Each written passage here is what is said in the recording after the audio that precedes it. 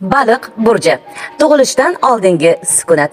Azizlarim, Qovg'a burjining shiddatli o'zgarishlar shabadasidan so'ng biz eng sirli burj baliqqa kirib boramiz. Koinotning real matematikasiga ko'ra, Quyosh bu burj orqali 11-martdan 18-aprelgacha o'tadi. Bu vaqt bizning ulkan yillik sayohatimizning yakunidir. Agar mart oyida yangi yilning urug'i qadaladigan bo'lsa, baliq burji bu homilani sukunatda voyaga yetkazish davridir. Davr energiyasi bu vaqt tashqi shovqin-suron uchun emas, balki o'zligingizga chuqur sho'ng'ish uchundir. Baliq burji bizni ichki ovozimizni, intuitsiyamizni tinglashga va natijalarni sarhisob qilishga o'rgatadi. Nima qilish kerak? Atrofingizni, ham o'yingizni, ham o'y-fikrlaringizni tozalang. Ginalarni kechiring, eski ishlarni yakunlang va shunchaki kuzating. Bu qo'y, ya'ni hamal burjining shiddatli startidan oldingi sukunat vaqtidir. Davrning mohiyati yaratgan bizga bu kunlarni sekinlashishimiz va oliy kuchlar bilan bog'liqlikni his qilishimiz uchun bergandir. Bu yerda eskilik yakunlanadi va yangi harakatlar uchun zamin tayyorlanadi. Unutmang, aprel oyida, ya'ni qo'y burji oyida olg'a intilish uchun kuchingiz yetarli bo'lishini istasangiz, baliq burjining lahzalarida erib ketishni va xotirjamlik kuchi bilan to'lishni bilishingiz kerak. Mana shunday qilib, kichik davrlar haqida barcha ma'lumotni deyarli berib bo'ldim.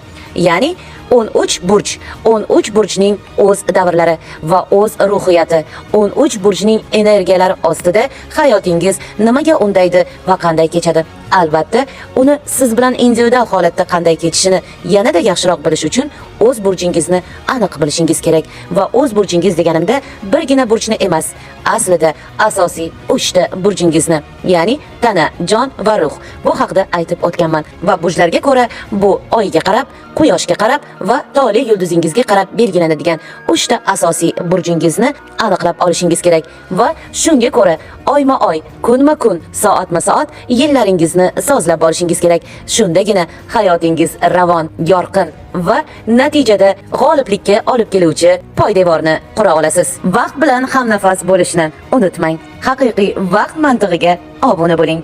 astroplatforma.chingiza.com sayti sizga har soat, har daqiqangiz, har oy va har yilingiz individual holatda har biringiz uchun qaysi davringiz ketayotganini ko'rsatib turishda yordam beradi.